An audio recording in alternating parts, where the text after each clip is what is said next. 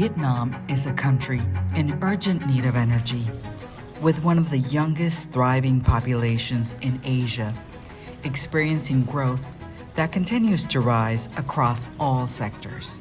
Một là đến năm 2030 là nước đang phát triển có công nghiệp hiện đại thu nhập trung bình cao. Và đến năm 2045 là trở thành nước phát triển thu nhập cao. And now, time is of the essence for Vietnamese leadership to build on its progress and implement realistic solutions to meet national energy needs through the recently published Power Development Plan 8, as it moves through government approvals, codifying it into law. Từ tập trung sang phân tán, từ độc quyền sang cạnh tranh, phụ thuộc sang tự chủ, đồng thời huy động được mọi nguồn lực cả trong và ngoài nước tham gia.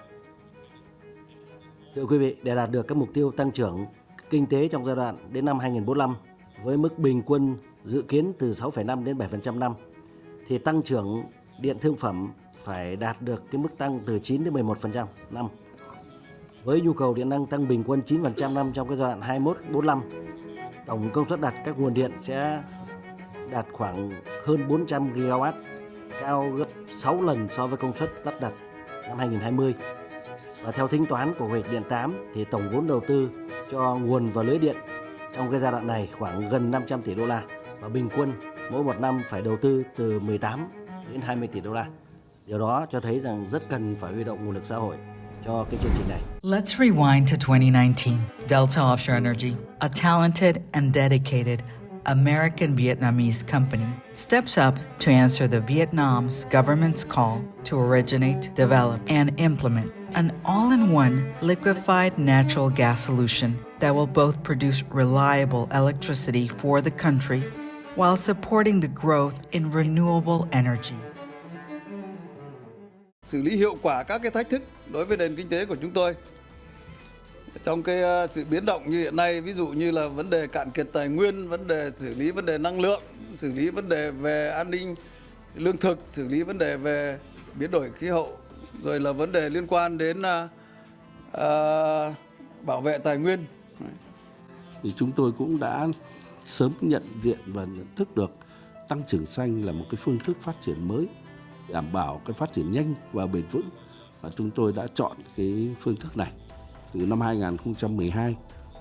Vừa qua thì Thủ tướng Phạm Minh Chính cũng đã cam kết một lần nữa ở COP26 là đưa cái phát thải ròng về không vào năm 2050 và giảm 30% cái lượng khí metan vào năm 2030. Đấy là những cái tham vọng và những cái cam kết rất là lớn của Việt Nam khi mà Việt Nam đang là một nước chuyển đổi, đang là một nước phát triển, đang là một nước hội nhập. Thì cái nhu cầu đầu tư, nhu cầu phát triển rất lớn, nhưng mà chúng tôi đã mạnh dạn cam kết cái việc đó để mà phù hợp với thể hiện một cái trách nhiệm với cộng đồng quốc tế trong cái ứng phó với biến đổi khí hậu. Nhưng mà để làm được việc đó thì chúng tôi cần phải có một cái nguồn lực rất lớn để chúng tôi chuyển đổi sang cái tăng trưởng xanh hay là xanh hóa, giảm thiểu các cái carbon, xanh hóa cái sản xuất, xanh hóa từ lối sống tiêu dùng. Before we get to that part of the story, we must ask, how will the energy reach people and businesses when the country has limited and near capacity transmission infrastructure? The answers lie with the CEO of Delta Offshore Energy Americas, Bobby Quintos, a man of vision. In his list of priorities to empower the future of Vietnam, his idea, nurtured by his personal experiences and accomplishments, is to connect not only the Mekong Clean Energy Interconnection Project to the grid, but all projects in the Mekong Delta region. That includes many stranded renewable energy power plants, saving valuable time and money for the country. Vietnam is a valuable ally and trade partner of the U.S. in the region.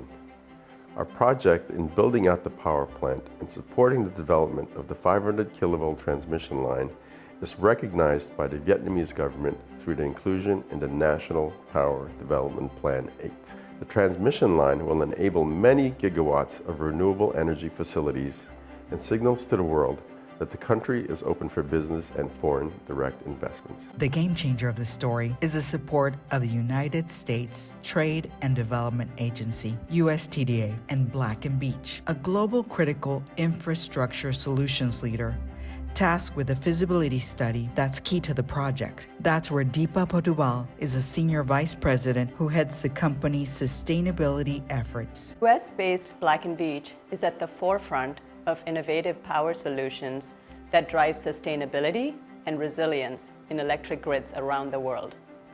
We were the first US engineering and construction company to open an office in Vietnam and have been delivering projects here for nearly 30 years.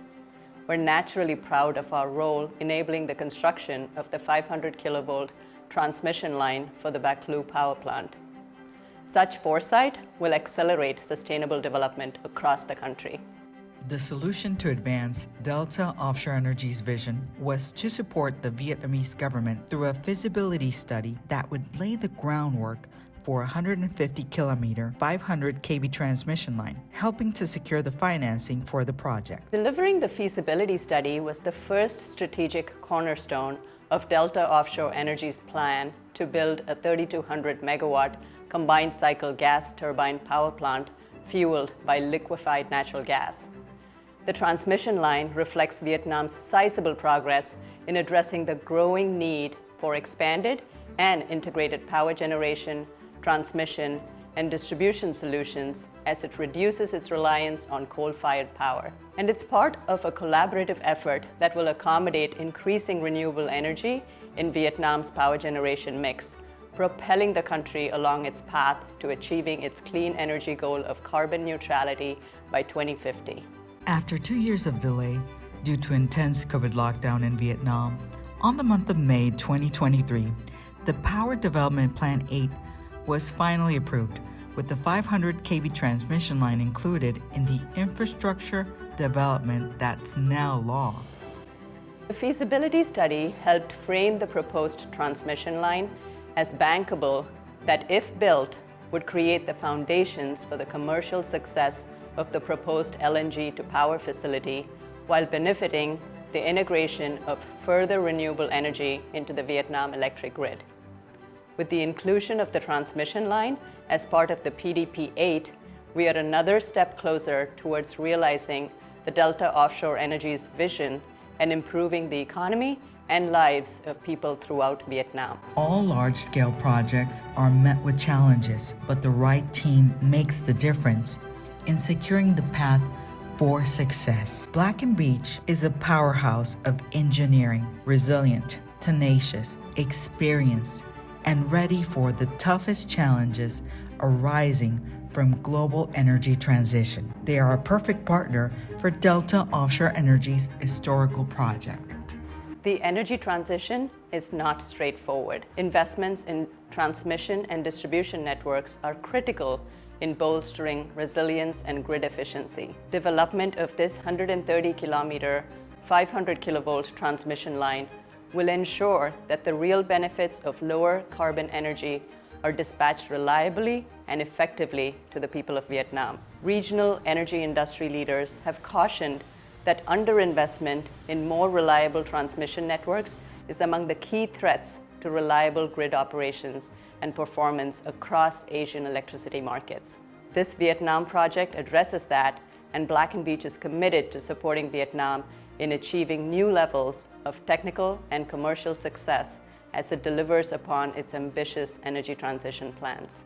The focus of these efforts through public policy and leadership is to empower the Vietnamese people, creating a safer and more livable environment and society in which the country's progress can be sustained and generations can prosper for years to come. On behalf of Delta Offshore Energy, it is my privilege to thank the United States Trade and Development Agency Director Ebong and her team, Ms. Deepa Podwal and the Black Veatch team led by John Nguyen for the completion of the 500 kV transmission line feasibility study.